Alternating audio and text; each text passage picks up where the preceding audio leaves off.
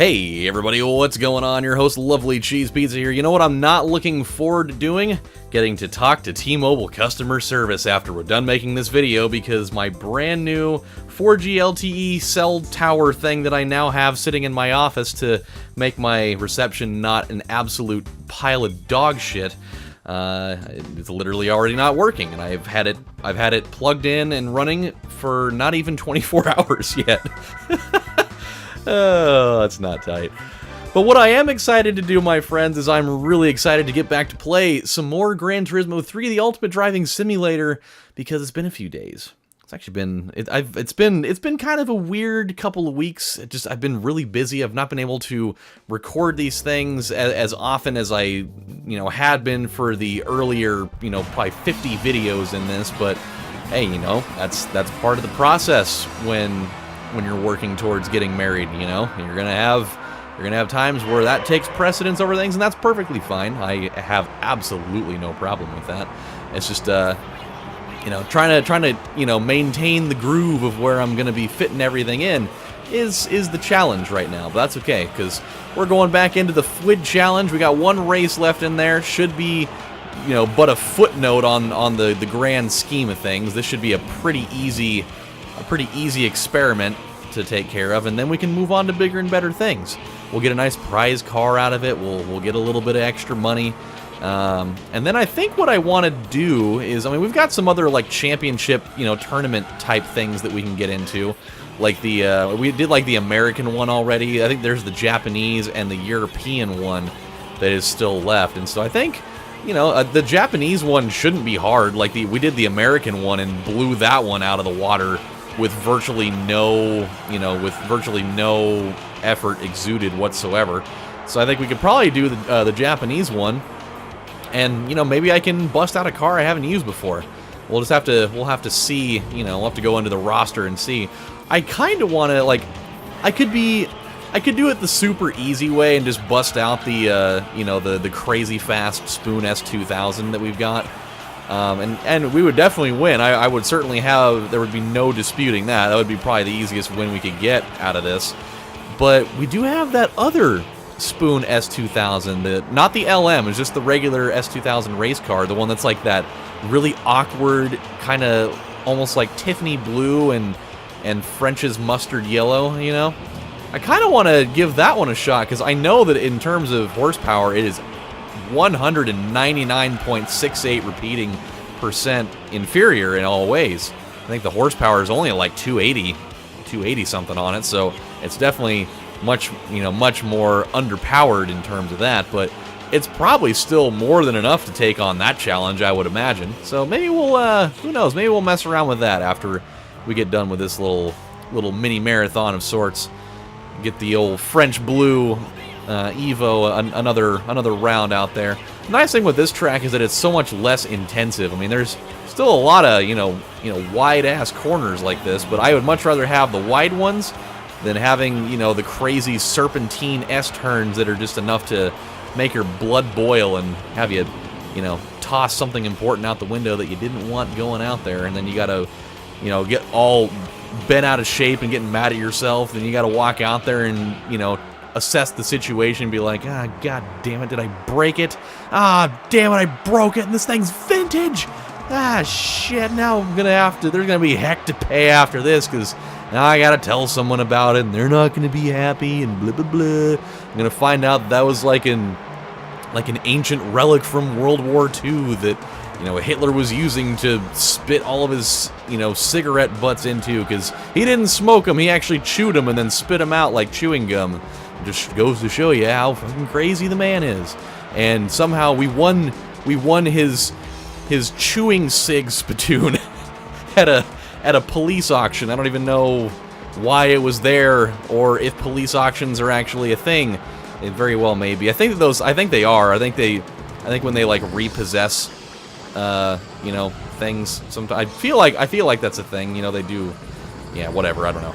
I feel like if they'll like repossess items and then have auctions of sorts. Who knows? Maybe that's a thing. I don't know. Whatever. And so that's how we came up upon Hitler's cig spittoon. That's such a strange thing to say. Hitler's cigarette spittoon. Oh boy. Oh God, yes. I got to tell you guys the story, dude. This was super weird. So on what was that? I think it was Friday night. My fiance and I decided, she came up. She came up on Friday. She was, going to spend the weekend at her mom's house, and so we got to spend some extra time together, which is fantastic. Definitely made my weekend much better. And we decided to go up to Portland, went and got some Fire on the Mountain, got some wings, and we just wanted to be able to spend time with each other. We haven't been able to do that as much lately, and so, past couple of weeks have been a little hard.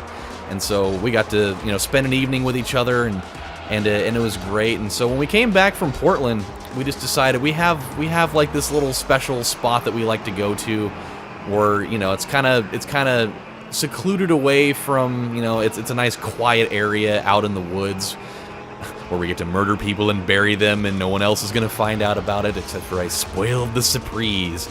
No, it's just like there's like a wildlife refuge, out in the South Salem area, and a whole bunch of little secluded areas out in that zone, if you will, where you can go and observe the wildlife and just kind of look at all the look at the scenery out there. A lot of times we'll go out there late at night, and they've got like these little observatory areas that you can go and just sit in them and just kind of hang out. And so we decided to do that, just because it's it's a place that we kind of hold dear to us. It's a special little spot for us. And so we went out there, and we were hanging out. And usually every time we go out there, there's generally nobody there, because we usually go there late at night, where it's just and the way that it is they're just like, you drive on the main road out there, and then they're just kind of like these almost like little parking lot sort of things. They just break off from the main road, and they're just like these little tiny, almost like little rest stop areas, where there's enough room for just a few cars to park, and that's kind of the end of it. And then you get out and you walk towards the little gazebo thing, and then that's kind of where you go.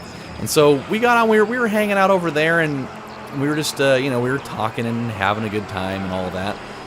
And as we're talking, it's getting close to about 1 in the morning, and we're just sitting there talking and having a good time and laughing. And then this is where it gets really weird. We were sitting there talking, and then all of a sudden we thought that we could hear the sound of a truck that had kind of pulled up, in the area there.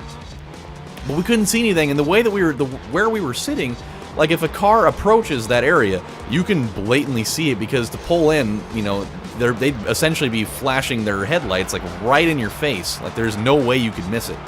And nobody's dumb enough to pull into that area with their headlights off. There's just no way. And even if, you'd still be able to see the outline of the car in the distance.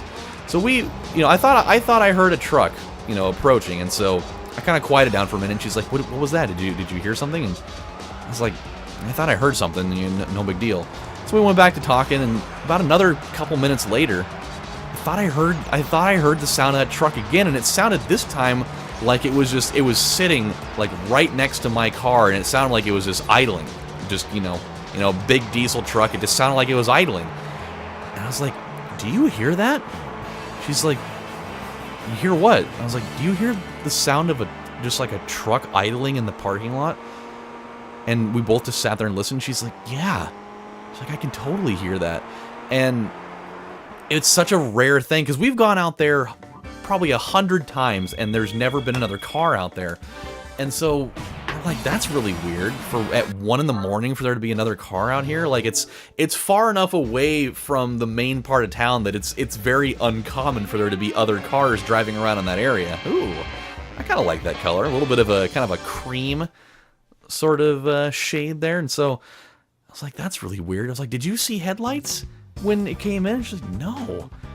I was like, and so we're sitting there like kind of looking around in the parking lot, and we can't see this truck anywhere, but we can hear it clear as day. And we're like, and so we started getting kind of uneasy. We're like looking around. I was like, "Do you see a truck anywhere?" She's like, "No. Do you see it?" And I'm looking, because I've got good ass vision. I'm looking around. I don't see shit out there, and I'm like, "What?" I was like, "I can't see this thing anywhere," and it's kind of sort of freaking me out a little bit. Okay, so we totally don't need this one. It's literally the same model, the one that we already have, so might as well sell it. I do like that color, though. That is a nice color. So Okay, so, yeah, this is the one I was talking about, the S2000 race car, not the LM, just this one. I don't know why the little tag for that was black when the color is definitely not black. So let's jump into this, and let's see if we can do any upgrades to it. See if maybe there's something we can do to boost it up a little. That'd be nice. I would assume probably not. I mean, there's a full customize for that. Oh, okay. Well, actually, hold on a minute. Can I do the 2? No? Okay, just the 1. I'll take... Ooh, yeah, okay, yeah, 338. That's totally worth it in every way, shape, or form. Is there anything else? Port polish? No. Racing chip? No. Drivetrain? Anything here? Already purchased? I mean, you would think with a race car, they're going to have all the best parts in here. It would only make sense to do it that way. Tires, I would assume we probably already... Okay. Stability control, probably already taken care of. Okay. So they literally just the 1 NA tune-up. All right. Let's give it a shot, and as soon as we get into our thing, I'll get back to this story. And yeah, Japanese Championship. Why not? You know, we're in a Japanese car, going to the Japanese Championship. I can't imagine that any of these cars are going to be better geared for the task than ourselves, but who knows? I wanted to go with this car because I wanted to give myself a little bit of a challenge. Like, I know that we'll probably be, you know, in good enough shape to win this thing probably handily, or at least more, you know, at least enough that it's not going to be like, you know, me pulling my hair out, but I wanted to at least, you know, make it a little closer than just me winning by 15 seconds a race. So here we go.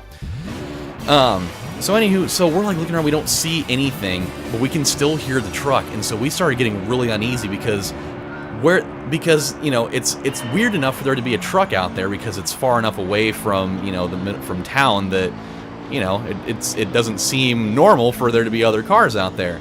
And which, with on the same page, if that is somebody that is out there with, you know, that's, you know, that wants to cause some fucking trouble, i.e. with a gun or, you know, robbing people or whatever, it's also totally far enough away from everything that if that becomes a problem, there's nobody that you're going to be able to yell for that's going to be able to hear any of that. So, so we got super, super uneasy about that.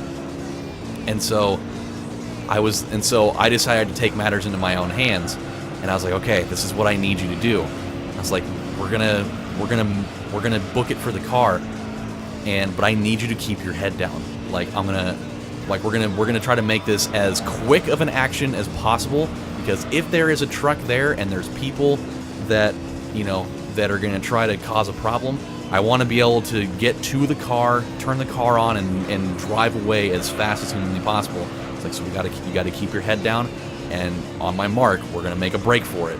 Which was a really, really good thing that she decided not to wear heels.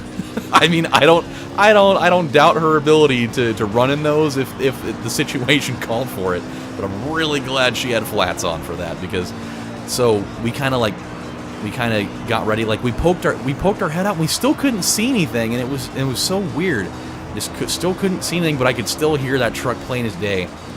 And the part that sucked, this was the part that sucked the most. I looked at my car, and the windows were fogged up because we had left the windows down just a little bit, and all of the windows had fogged up a little bit because it was kind of, you know, the air was kind of acrid a little bit. It was a little bit muggy that night, and so I was like, oh shit.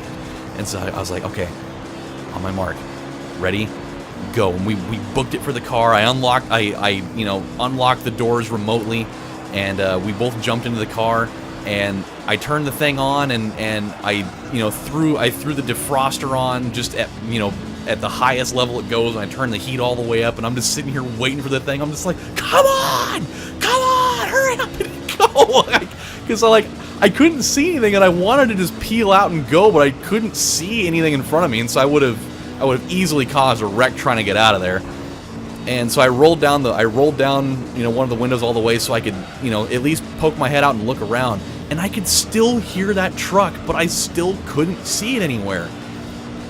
And I'm like, this is really freaking me out. And I'm just looking in the mirrors, like, just hoping and praying that nobody just randomly shows up with, like, a fucking pickaxe or, like, you know, a gun or, you know, or just, you know, if it's a truck, it could have been holding a whole bunch of people that they would have just, you know, completely outnumbered us, and, you know, that turns into its own nightmare in a barrel. And so Oh man, and so as soon as I got just enough visibility, like I didn't even wait for the thing to defrost all the way. As soon as I had enough visibility just to see enough in front of me that I was confident that I could get out of that area and back onto the main road, which is a perfect straightaway, I turned the lights on and I went for it.